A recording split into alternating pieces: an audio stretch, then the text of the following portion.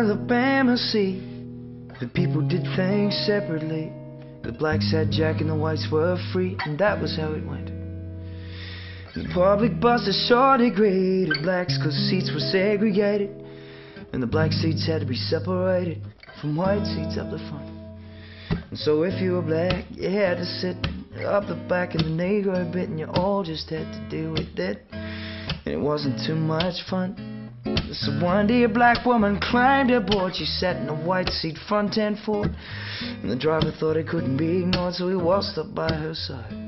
He said, "You ain't allowed to sit there, man." She said, "Well, there, boy, I believe I am, and I'm gonna sit here to make us stand okay." So the strength of public law was tested. This little woman was arrested for a law that she protested, and so it all began. And when asked why she was solid as oak, she turned and laughed with a startled joke. "I just couldn't go back to face my folk after such a demeaning task." Well, step out of your house and walk out into the sunshine. Understand that the land that you stand on is yours and mine.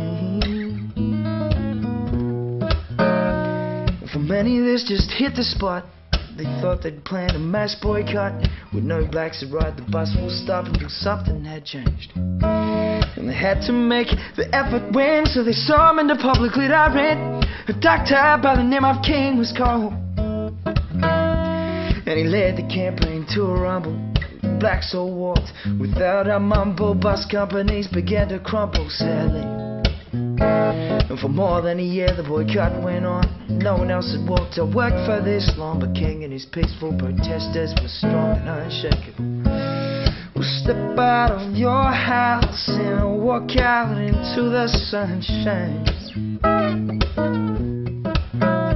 Understand that the land that you stand on is yours and mine. Step out of your house and walk out into the sunshine. Understand that the land that you stand on is yours and mine. And the King was arrested in his car for speeding, for he'd been caught on the road exceeding the limit by 5 miles an hour and pleading guilty to such a terrible crime. And then one day he's returning home to find a bomb in his front door's been thrown, and the right-wing culprits yet unknown. But luckily no one's hurt. But on his yard there waits a crowd, and they're voicing their opinions loud. Revenge will make our people proud, they say. But he summons them and asks for silence. This cannot be solved with violence. We must rise above these tyrants' ways, and we must hold our temper strong, and violent retaliation's wrong. Well, this can only work as long as we all do the same. And with that the crowd slowly dispersed, for this was a political first, and rarely has an iron burst tonight. And they marveled at his integrity, for his daughter was inside your seat. She escaped the blast and narrow leak that day. And the King fought on and won the case, and public buses were integrated. Apartheid rules slowly faded away. Well, step out of your house and walk out into the sunshine. Understand that the land that you stand on is yours and mine.